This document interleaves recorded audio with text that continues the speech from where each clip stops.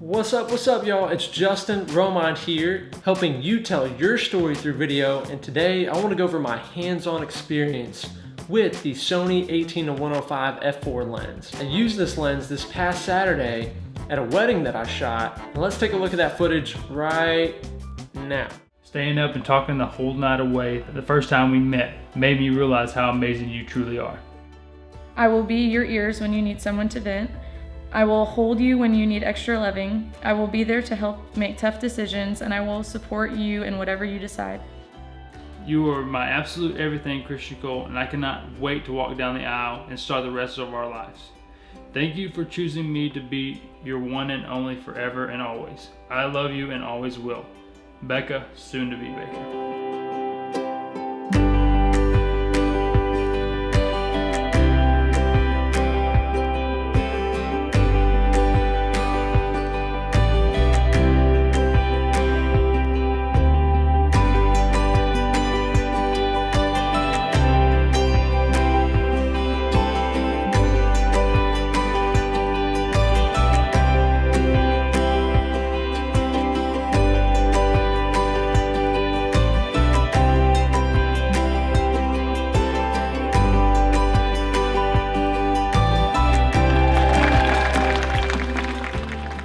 So some of the pros that I've noticed about this lens is it has really great image stabilization.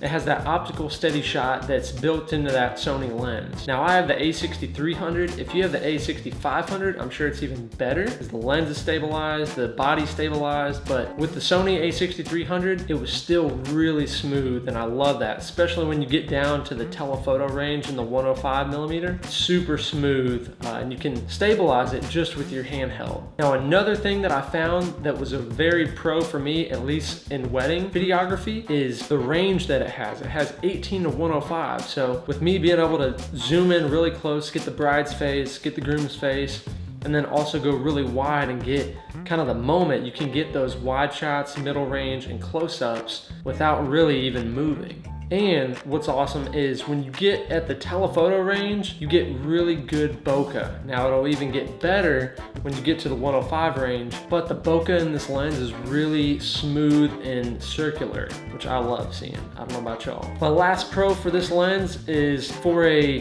18-105, a non-prime lens. It is extremely sharp in my opinion. Now you can't really compete with a prime lens, but having that versatility of 18-105 and still having a pretty good sharpness. Now there's only two cons that I can think of for this lens. And the first one y'all probably already know, the f4. It's not a 2.8, it's not a 1.8, it's an f4. But if you're outside, put on an ND filter, the f4 is not really an issue.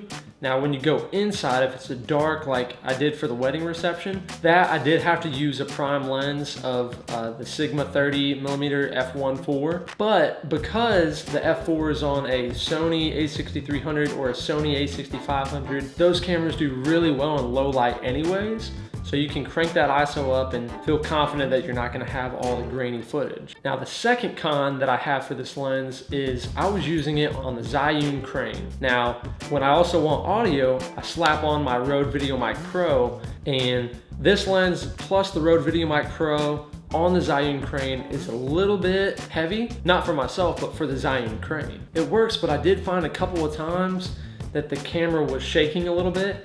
And when you're shooting a wedding, you don't have time to balance it like extremely properly. So I probably could have fixed it that way, but nonetheless, it still worked on the Zhiyun crane. This combination is right on that upper range of how much weight that Zhiyun crane can handle. So those are my only two cons. Overall, I would rate this lens about an 8.5 out of 10.